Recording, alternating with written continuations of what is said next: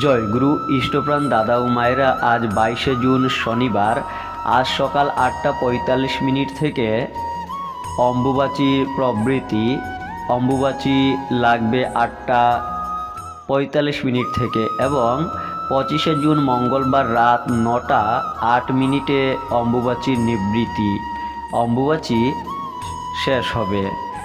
এই মদন গুপ্তের ফুল পঞ্জিকা মতে এই তথ্যগুলি। অম্বুবাচী শব্দটি অম্বু এবং বাচী এই দুটি শব্দের সঙ্গে গঠিত, যার অম্বু অর্থ হল জল এবং বাচী অর্থ হল বসন্ত।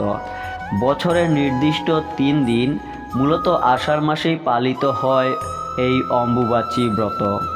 শাস্ত্রমতে এই সময় দেবীর ঋতুকালীন অবস্থা, তাই এই সময়ে যে কোনো মাতৃমন্দির বন্ধ থাকে এই 3 দিন এবং ঢেকে দেওয়া হয় দেবীর মুখ।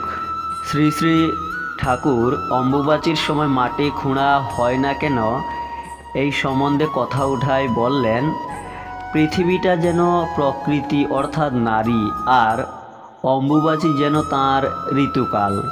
মেয়েদের প্রত্যেক মাসে একবার হয় আর পৃথিবীর হয় বছরে একবার। মেয়েদের ওই সময় যেমন সাবধানে রাখে, তেমনি মাটিকেও ওই সময় সাবধানে রাখে।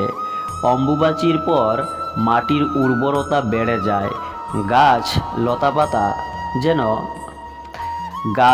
লতাপাতা যেন তেজালো হয়ে ওঠে।